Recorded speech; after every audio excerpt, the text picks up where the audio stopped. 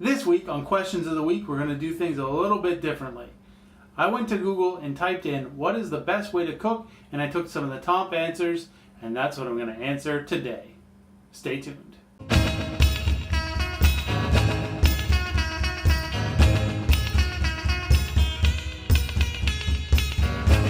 Question 1 from Google autocomplete, what is the best way to cook beets?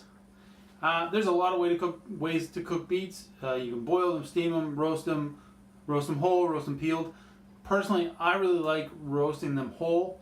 Essentially, you just kind of cut the top and the bottom off, lay them flat, and then toss them with a little bit of oil, and then roast them on 400 degrees until they're tender. 45 minutes to an hour, depending on the size of the beets. They come out very, very sweet and delicious. You just let them cool a bit and then just rub the skin right off them.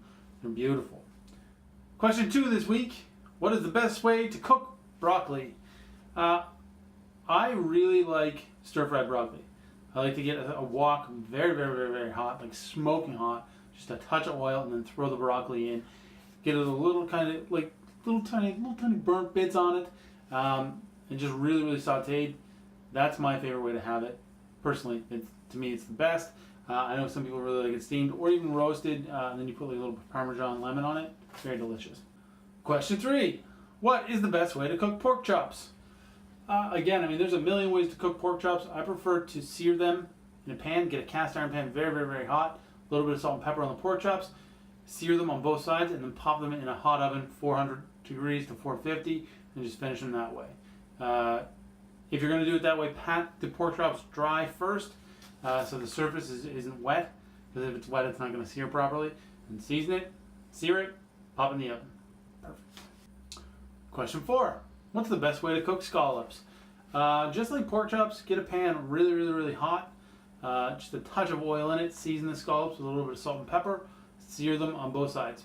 Like really, you're looking at like maybe 1.5 to 2 minutes max per side. I mean, really, depending on the size of the scallops, it's probably not going to take that long. The key is to make sure, again, that the surface of the scallops is dry, just like with the pork chops, and to make sure that you're not putting too many in the pan. If you put too many in the pan, you're going to cool the pan down, and the liquid's just going to come out of the scallops, and then they're just going to sit in a pool of liquid and steam, and then they're going to be rubbery and gross.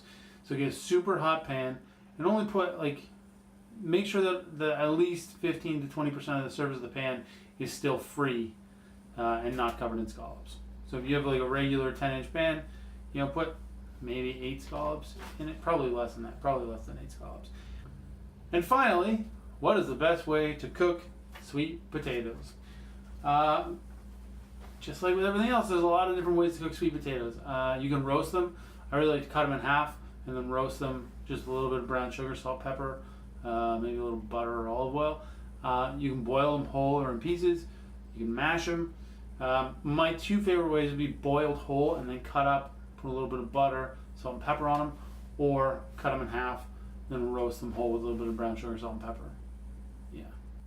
Alright guys, that is Questions of the Week for this week and for this year. I'll be back in the new year with a whole bunch of new questions and a whole bunch of new answers. But before I go, I wanted to say that I have a big announcement. Today was the launch of my signature cutting board, brought to you by Ashworks. You can see right there, and it has my beautiful mug on it with my logo. You can get this on my website, chefbenkelly.com. There's only 4 in existence, so if you would like one, get it soon. Thank you for watching, and thank you for watching for the last 10 weeks. It's crazy. And again, I'll be back in the new year. Thank you so much. Have a Merry Christmas and Happy Holidays, everybody. I'll see you soon. Oh, and you can follow me on Instagram and Twitter at Chef Ben Kelly, and on Facebook at Ben Kelly Cooks. And if you have a question that you'd like answered, you can ask it in the comments of this video. I'll see you soon.